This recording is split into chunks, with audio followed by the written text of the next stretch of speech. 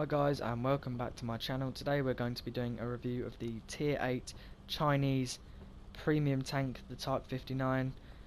This tank really is a legend. I remember when they brought this when they first brought this tank out, when I used to play on Xbox One, and they was all you used to see really. They used to be absolutely everywhere and they were an absolute pain in the arse, to be honest. I do think they got nerfed a bit, but this tank is still great if used correctly. This is definitely my favourite tier 8 premium tank out of all. I do really enjoy playing this. I've only had it for a couple of days and I've already got 152,000 XP in it. So yeah, really, this tank it's good if it's played right. It can be a bit funny, like the hull. I find when I come up against other Type 59s and stuff like that, I can't pen them, but they can pen me. I just feel like I don't really know if I'm angling correctly. I normally angle at this kind of angle, which I think is probably the most effective, but although this tank is at tier 8, the hull really can't withstand shots of up to 200mm unless you angle correctly like this and wiggle really. So most things will be able to pen you, so that is something to watch out for. But the turret on the other hand is very strong, but we'll go more into that later on. So we're going to quickly have a look into the stats. So we can see the tank has 1,300 hit points, which I think is about average really for a tier. One sec, let me just have a look quickly. If we go to the other Chinese tanks, like the T-34-3, and have a look how many hit points this guy has. 1,300, so identical, and the T-34-2 has 1,200, so it is about average really for Chinese medium tanks. So top speed of 56 kilometers an hour is quite quick, and you will get that. However, the engine power is a little bit lackluster and you're not really going to be getting there too quick, but once you get there you will hold that speed. So you can see there, reload time 8.69 seconds with obviously like no crew skills and stuff like that. So my crew has got my reload down to about 7.3 seconds I think, but we'll see. We'll have a look in the gameplay. Quick look into the engine. You can see the horsepower 520. It gives this tank quite a lackluster power to weight ratio, 14.46. The power to weight ratio of this tank isn't really too bad, to be honest. It's probably on about par with things like the E50 and stuff like that, like the Panther 2 and stuff like that. And this tank can shift, to be honest. You're not really going to lose any races, to be honest. And you can keep up with other medium tanks and maybe some light tanks as well. Reverse speed of 20 kilometers an hour, which is also very nice and does allow you to pop out, take a shot, pull back and stuff like that. Fire chance of 12% is okay, and I don't really find myself getting set on fire at all in this tank. Something to look out for: the engine mainly is in the back of the tank, but we see we do have an engine component in the front of the hull, so if you get hit there it will damage your engine and can set you on fire. This is where your crew sits. You have 4 crew members in this tank. You can see my crew is not very good in this tank, seeing as I've never really played any Chinese tanks, to be honest. But you can see I've got 6 senses, something you want to train straight away, and I'm training Mentor and I'm at 92% completion. That just helps you get increased XP, so all my other crew skills will train faster. Ammo racks of this tank, you've got one in the back right of the turret and the right of the hull. This is something to look out for really, because if you come around a corner like this, a shot will go through your track, through and into your ammo rack. Shots on the side, even shots on the front, I've seen sometimes. Things I remember probably about a few games ago against a Waffenträger Alf Panzer IV, come over the hill, didn't see him there, shot straight through the front of my tank and my turret went goodbye. It's not very nice, but it does. You do get ammo racked a fair amount in this tank, so that's something to look out for. So the radio signal range is okay really. Turret traverse 46 degrees a second, very nice. You will be able to turn quite easily with this tank. Any medium tanks or light tanks that do try to circle you, are going to have a very hard time because the track traverse and the turret traverse combined, you can turn this thing around very fast. Track traverse 46 degrees, same as the turret, so using both, this thing can get its gun around very, very fast. Indeed, terrain resistances are quite good as well, very good. So you can see the tank will do its top speed very easily, so there's nothing to worry about there. The gun, aiming time, it's probably the only bad thing about the gun really, it's got such a long aiming time, 2.9 seconds. And if you're trying to fight anything at long range or shoot moving targets, it's quite hard to hit them. But you can put some equipment on and stuff like that to help reduce that. But this tank really wants to be played quite up in your face, kind of support, like brawler kind of tank, so it doesn't really matter. Accuracy of 0.39 as well, not a sniper to be honest, more of a close range flanker. Yeah, 0.39 is not very good at all, but it's not absolutely terrible. So max elevation 20 degrees is quite nice, you're not really going to have any trouble shooting up. Gun depression of 7 degrees, which is actually quite nice to be honest compared to other Chinese tanks like the T-34-3 and stuff like that that only get 3 degrees of gun depression. That is really painful, but it is quite nice to have 7 degrees of gun depression. It is fairly nice and you can work ridge lines. I remember when I played the T-34-3 before on my good friend's account, the gun depression, I just couldn't cope with it. It was absolute terrible. I could not cope really. Same with the KB85 when I played tanks like that. It's just so hard. Anything with below 5 degrees of gun depression is a no-go for me really. So that's enough really looking at stats. We're going to look into the armour of the tank real quick. So we can see it ranges from 15 to 280 millimeters of armour.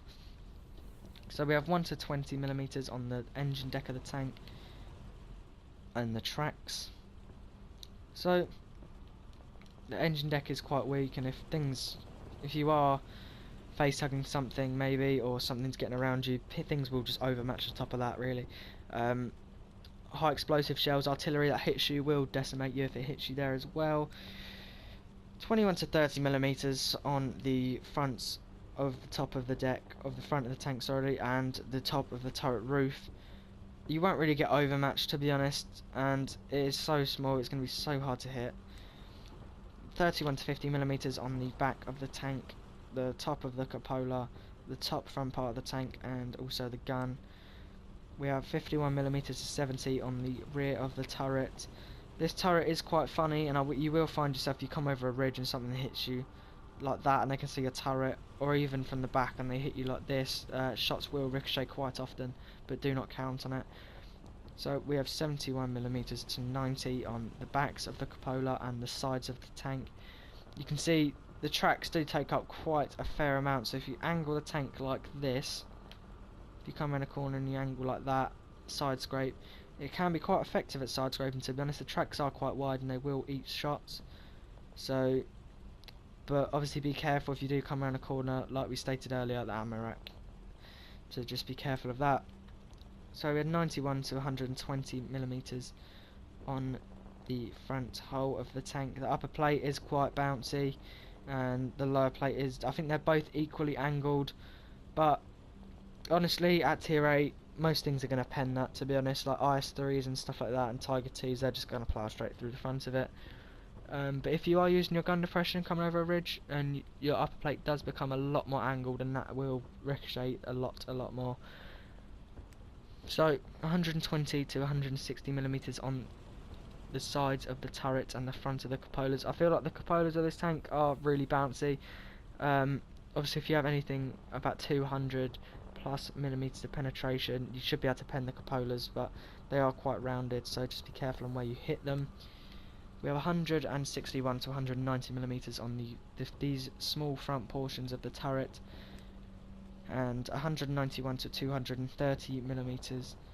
This is 200 millimeters on the front of the turret, and it is very well rounded. Shots to the front of the turret will ricochet a lot.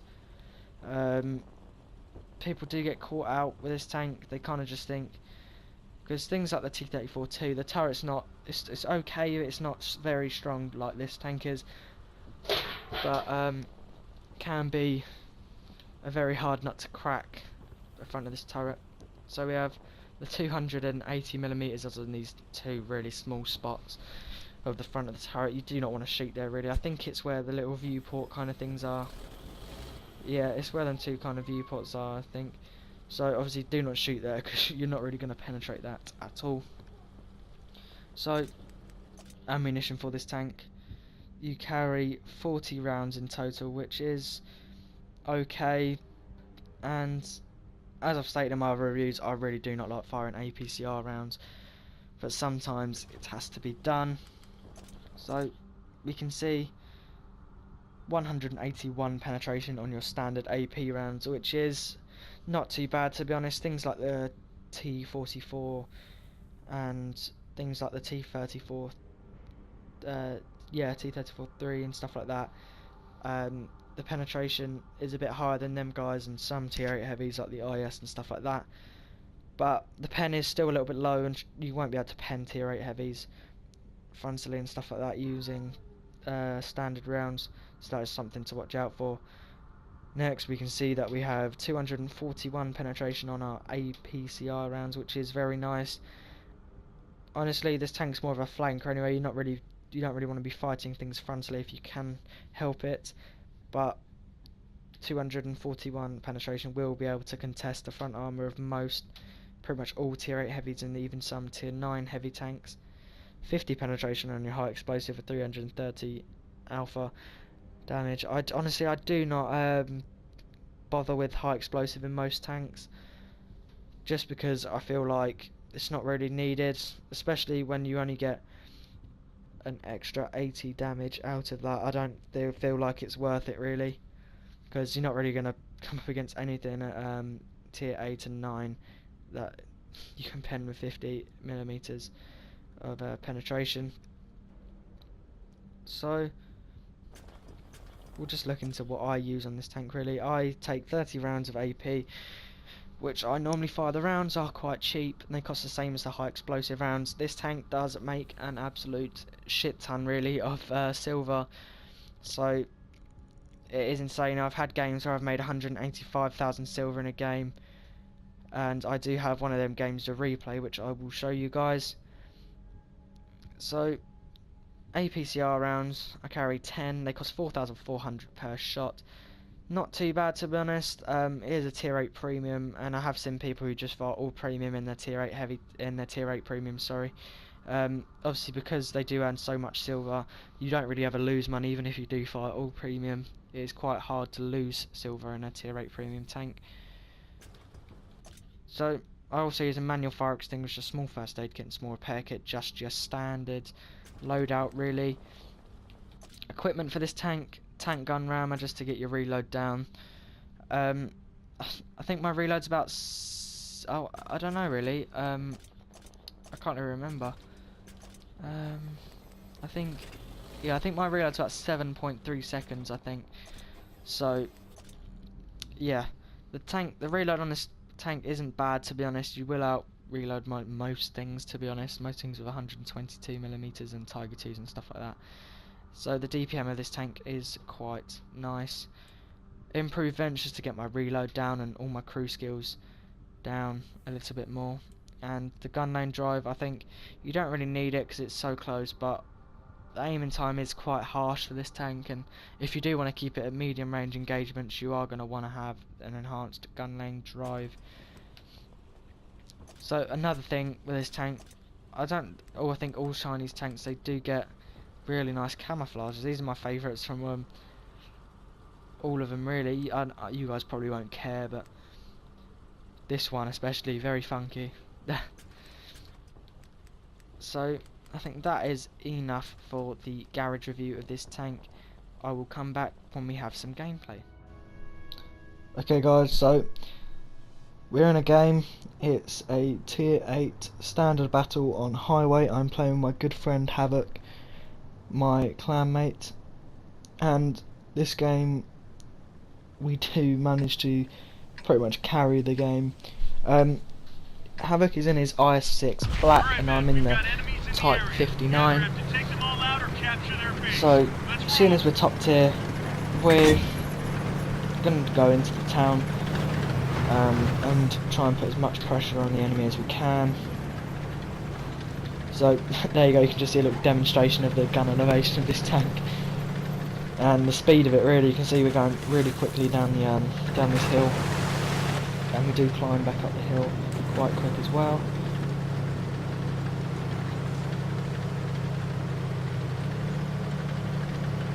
So now you can really see the speed of it. We're doing only about 20 kilometers an hour uphill, but we are keeping up with the T-44. And you can see we are first in the action. Well, not in the action at the moment, but we are first into position, really.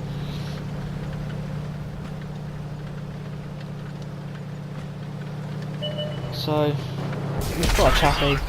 We try to get a quick snapshot off at him, sorry, and we miss. So that is a one-shot miss. You can see the aim. You saw the aiming time there of the gun, but we go for another snapshot there, fully not aimed in at all, and we managed to take him out. So at this point, I just really want to get rid of him. So we get rid of him, and we ricochet a shot from the IS-3. So you can see there the arm of the tank. It was very well angled. He wasn't ever going to pin me really at that kind of angle. So now we're just waiting for the rest of the team to come to the town for support. I'm going to push through this little passage kind of bit here, crash into a wall while trying to highlight a location. So we've had quite a good start to the game. We've managed to get rid of a Chaffee straight away. So now we're just going to put pressure on these tanks. Don't even realise we're here. So we put a shell into the KV-3. And honestly, if he doesn't fire premium, he's not really going to do anything to us unless he can get our side. So we derp him a bit there and ram him. And Havoc also goes into the ram. Also Havoc, he's also he's a good player, to be honest. I'll link his channel down in the description. He does make really good quality videos, so I'll link him down below in the description. It'd be nice if you guys could go and show him some love. So we missed, just crit the T-29. So now at the moment we've got 5 damaging shots. We ricochet off the side of our turret there from the KV-13. You can probably just see there this KV-13 is coming into it in a bit. So T-29 managed to penetrate us there, but we managed to take him out quite easily. But when we go across, we take a hit in the side. So this KV-13 is never going to be able to penetrate us in the front, even with premium rounds, really. So we're just going to face tag him. He's not going to be able to do anything about it at all, really. He's completely stuffed now. He keeps ricochet after ricochet after ricochet, and we are just auto-aiming through the front of his tank. You can see now the face tagging thing, because the KV-13 doesn't have very good gun suppression at all. The only thing he's going to be able to shoot at is my turret. See, there he damages my gun, and that is quite annoying, to be honest, since I've already used my repair kit, but it doesn't inhibit his games at all, really, to be honest. So you can see me and Havoc are still alive. We're just gonna push up and try and put pressure on the T-34. So there, I try to get around the corner, accidentally ram in my back up just to make sure that he doesn't get trapped. So we auto aim into the side of the T-34. There's also an IS-3 hit. This is a bit of a silly move from me, really. I shouldn't have gone in guns blazing like this. The T-34 comes around and ricochets. He ricochets off our insane turret armor. We get rid of him. And now this IS-3, we can try and squeeze through this little gap. He has got the stock gun here, so there's not much he'd be able to do. We jam a shot into his turret ring, damaging it. And then you can see here we're just overmatching the engine deck of his tank. You see Havoc's just trying to face hug him as well.